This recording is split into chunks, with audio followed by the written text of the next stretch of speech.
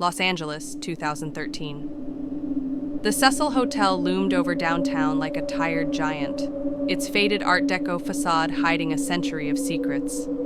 For decades, it had been a magnet for the lost, the desperate, and the damned.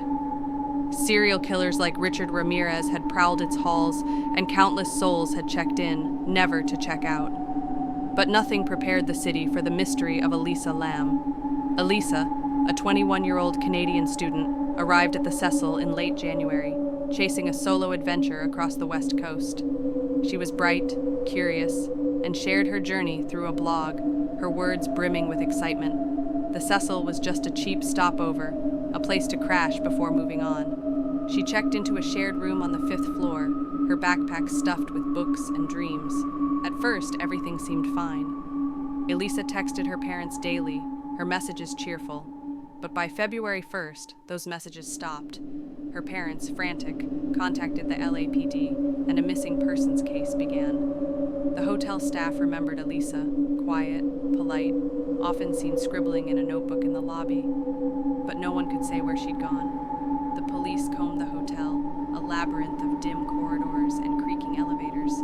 They found nothing. No signs of struggle, no witnesses.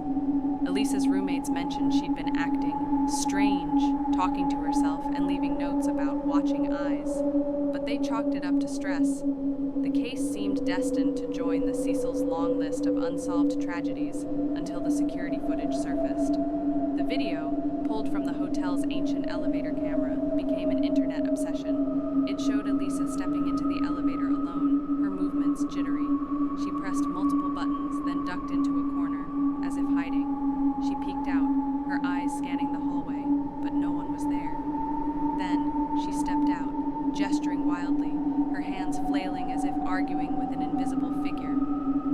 Her lips moved, but the grainy footage caught no sound. She stepped back in, pressed more buttons, and the doors stayed open, unmoving. Finally, she walked away, and the elevator closed. That was the last anyone saw of her. The footage chilled everyone who watched it. Online sleuths dissected every frame, theorizing about stalkers, drugs, or mental breakdowns. But something about Elisa's movements felt wrong. She wasn't just scared.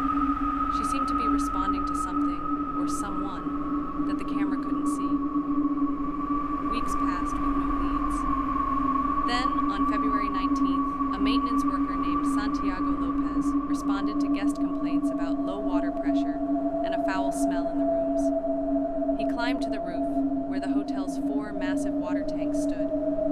The tanks, rusted and padlocked, supplied water to the entire building.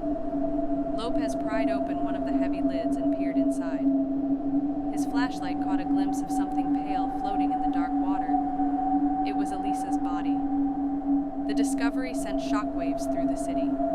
Her clothes, the same ones from the elevator video, were found tangled in the tank.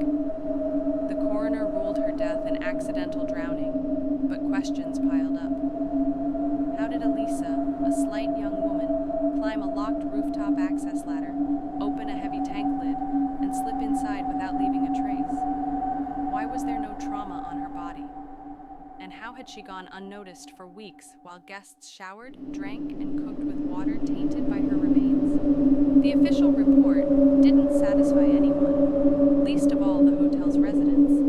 Guests began reporting strange